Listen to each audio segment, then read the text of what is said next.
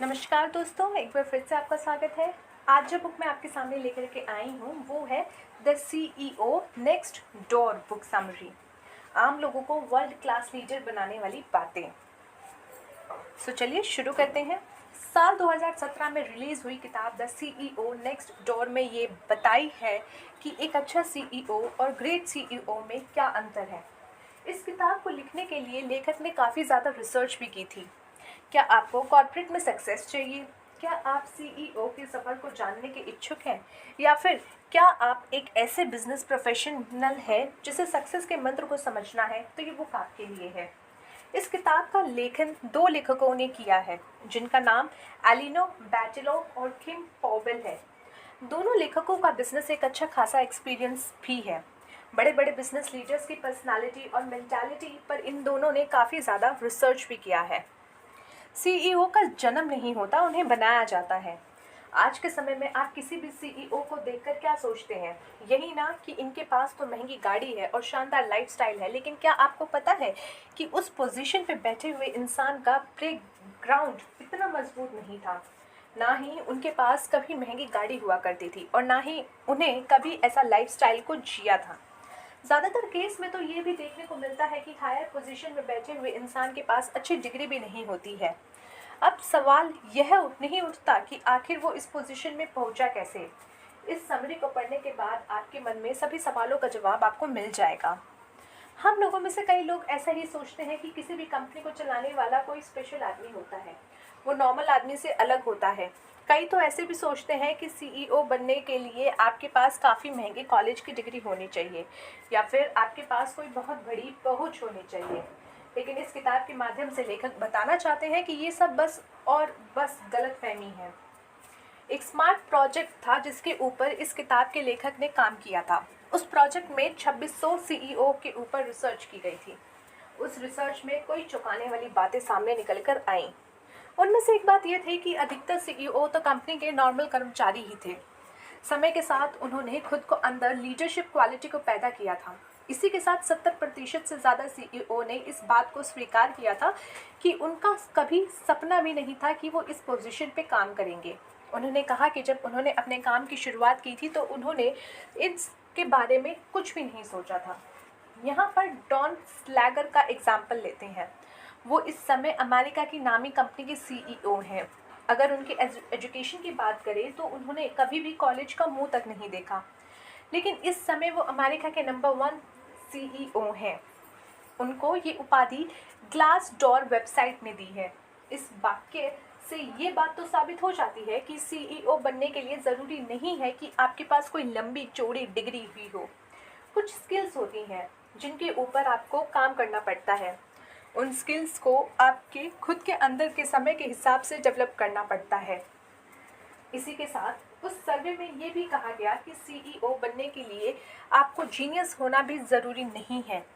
एक स्टैटिस्टिक आपको बताता है, अगर हम फॉर्च्यून 500 कंपनी की बात करें तो मात्र 7% ही CEO हैं जिनके पास अच्छे स्कूल की डिग्री है।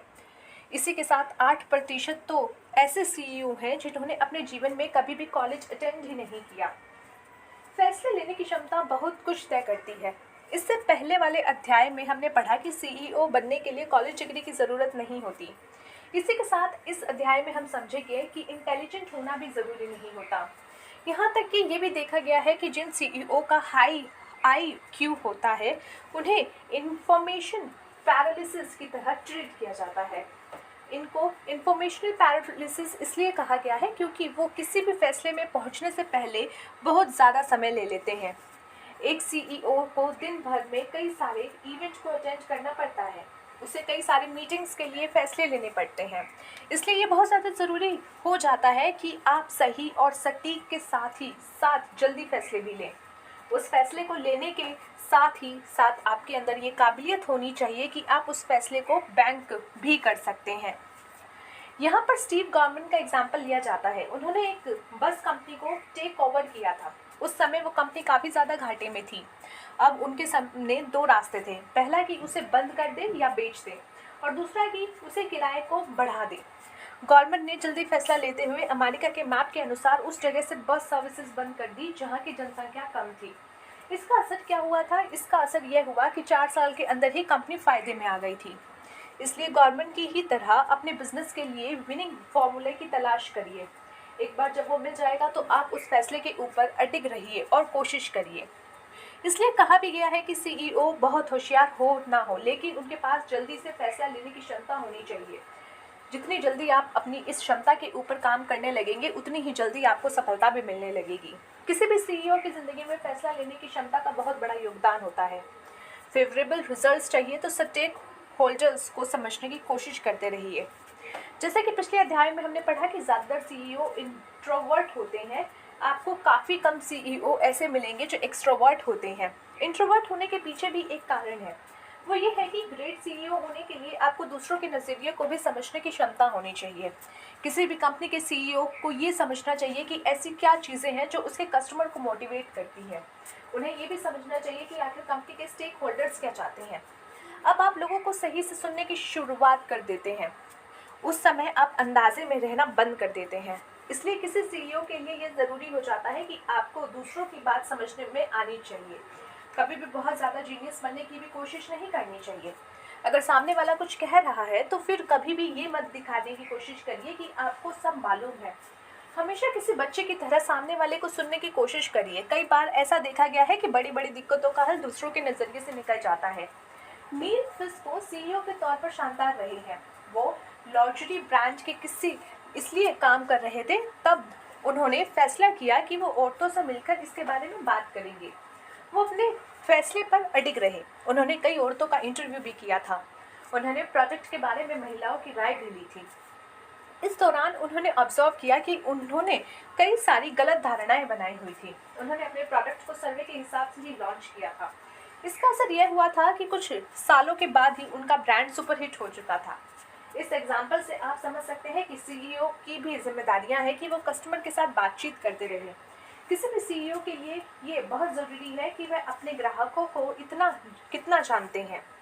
कस्टमर के साथ ही साथ अपनी कंपनी के बोर्ड मेंबर्स को जानना भी बहुत ज़रूरी है। एक सीईओ के तौर पर आपको पता होना चाहिए कि कंपनी के ब्रांड मेंबर्स का विज़न क्या है।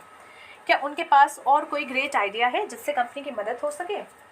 कई सारे सवाल भी हैं जो किसी भी सीईओ को खुद से पूछते रहने चाहिए कि बोर्ड मेंबर्स का चुनाव कैसा होना चाहिए। क्या वो सीईओ की जिम्मेदारी पूरी तरह से निभा पा रहे हैं? क्या उनके अंदर बोल्ड फैसले लेने की क्षमता है? अच्छे और बोल्ड फैसले लेते रहिए। अगर ज़रूरत हो तो रिस्क लेने के पीछे मत हटिए।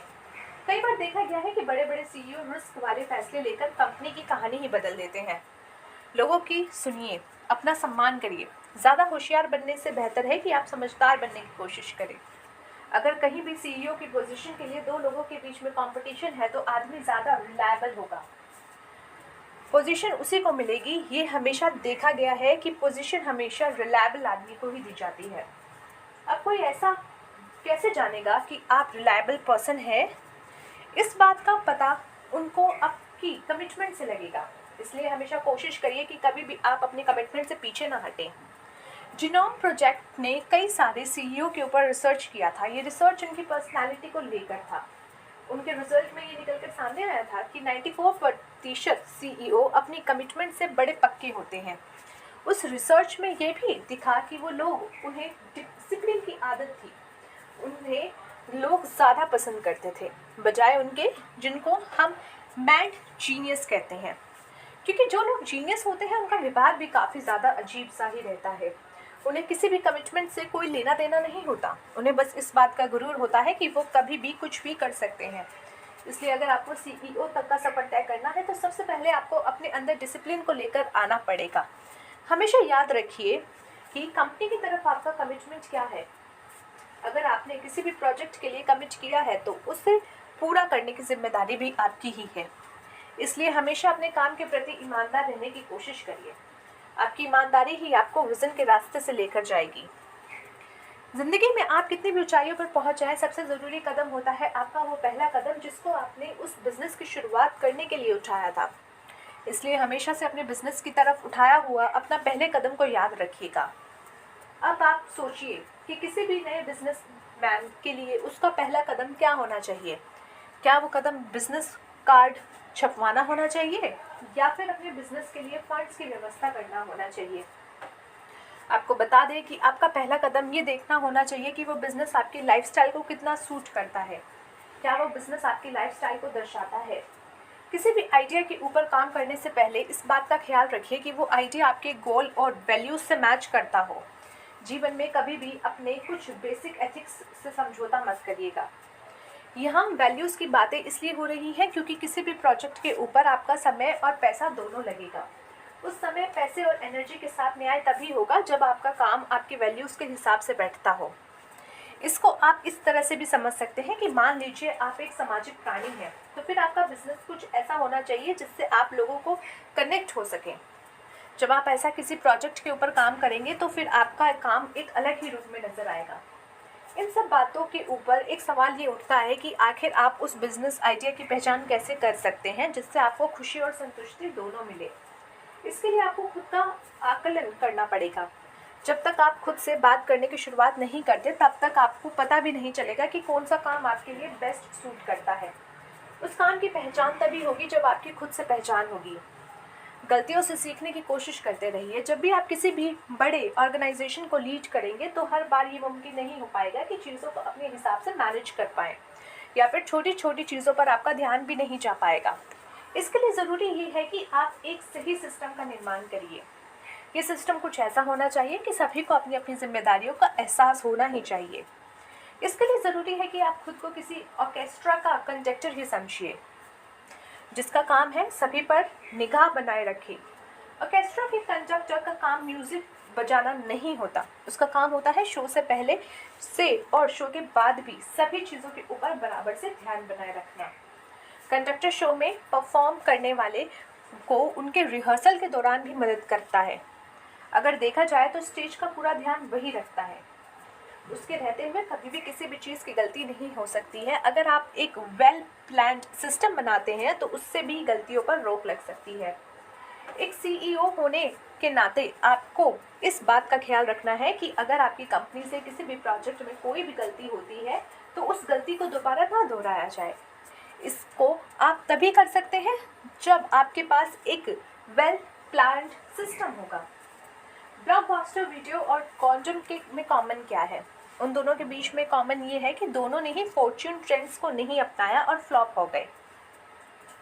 अगर आपको कंपनी के फॉर्च्यून ट्रेंड्स को फ्यूचर ट्रेंड्स पर काम करना है तो नए आइडियाज़ को जगह देनी ही पड़ेगी, भले ही उसके लिए किसी पुराने आइडिया को बंद करना पड़े।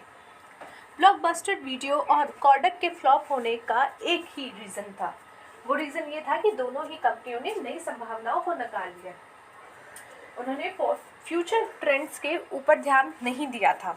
यही वजह थी कि इन कंपनियों को फ्लॉप होने में तगमा झेलना पड़ा। आज की भागती दौड़ती दुनिया में आप बहुत तेजी ना भी हो पाए तो भी आपको अपडेट रहना ही होगा। अगर आप ट्रेंड से अपडेट रहते हैं तो आप अपनी कंपनी के लिए कुछ बेहतर करने में कामयाब हो जाएंगे। क्या आपके अंदर ट्रेंड हंटर बनने की क्षमता है? जीन हॉफमैन ट्रेंड हंटर के एक ग्रेट एग्जाम्पल है। ये एक फार्म कंपनी के सीईओ है। ये अपने गेम में हमेशा ही आगे रहते हैं। इसके पीछे का रीज़न यही है कि वह हमेशा नए ट्रेंड्स पर अपनी नज़र बनाए रखते हैं। आपको नोटिस होगा, अगर आप अपनी लाइफ में कुछ छोटा छोटा रूल्स को फॉलो करें तो ऐसी लाइफ जी सकते हैं जिससे आपको फ़ायदा होगा और दूसरों को भी।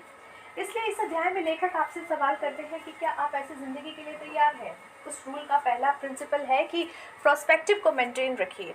स्टीफन हॉकिंग लोगों को एक सिंपल सी स्टोरी बताते हैं कि हम जिस दुनिया में रहते हैं ये भी ब्रह्मांड का एक छोटा सा ग्रह है। इस बात से वो ये समझाना चाहते हैं कि हमको हर चीज़ को इतना सीरियस लेने की ज़रूरत नहीं है, हमें एक प्रोस्पेक्टिव बन कर रखना चाहिए। लेखक भी इसी अध्याय के माध्यम से यही कहना चाहते हैं कि हार और जीत में नज़रिए का फ़र्क होता है। कई बार जो आपको हार लग रही होती है वो किसी के लिए जीत भी हो सकती है।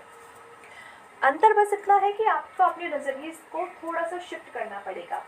इसी तरीके से आपको किसी भी कंपनी को लीड भी करना चाहिए। बहुत ज़रूरी होता है कि एक सीईओ के पास एक अपना नज़रिया मौजूद होना चाहिए।